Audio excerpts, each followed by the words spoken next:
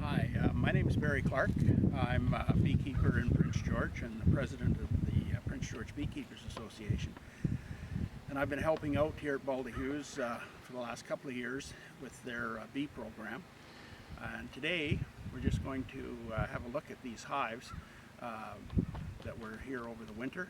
And I think we probably have a couple of dead hives, which is fairly common in this neck of the woods. And we're just going to have a quick look and see what's happened to them, and get the if there are hives here that are doing well, we'll get them set up with some additional food and pollen to get them through the spring.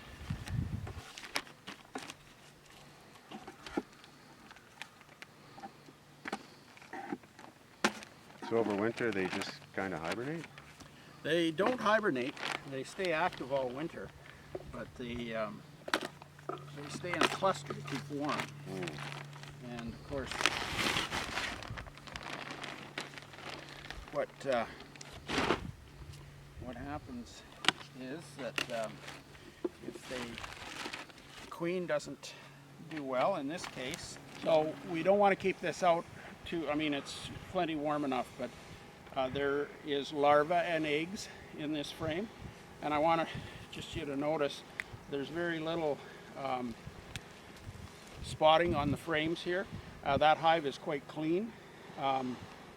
It's full of bees, so you've got one very strong, healthy hive that came through the winter. You've got one that's very, very weak with no eggs, and I couldn't find the queen.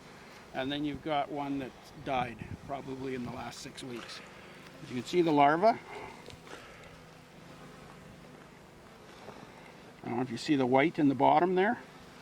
That's larvae, and there are some eggs. We just make sure there's no queen here. No, she's still in the hive, so that's good.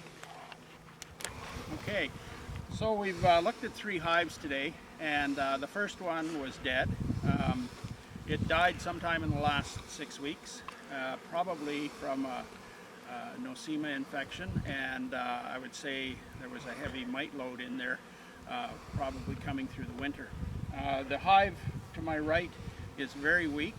I'm not sure that it's going to survive, although we've given it some food and pollen patties, but it's extremely weak, and also signs of dysentery in the hive. The one behind me, surprisingly, is very healthy. Lots of bees, lots of brood, eggs. We found everything in the hive, and it's also quite clean, which is a good sign of that there's lots of bees to do the housework, and the bees are getting out for their cleansing flights. I guess what's important here is that we need to train the clients here at Baldy Hughes how to properly look after bees. We need to get them a course, an introductory course into beekeeping, and so that we have a number of folks that can come up and tend to the bees. That's an important part of beekeeping, is managing the hive and watching out for these pests and pathogens that can affect a hive, and to take appropriate action at the appropriate time. So I'm hopeful that we'll be able to do that this spring, get a course going, and I believe we're going to be bringing in more hives, and I'm hoping we have a much better success story later in the year. Thank you.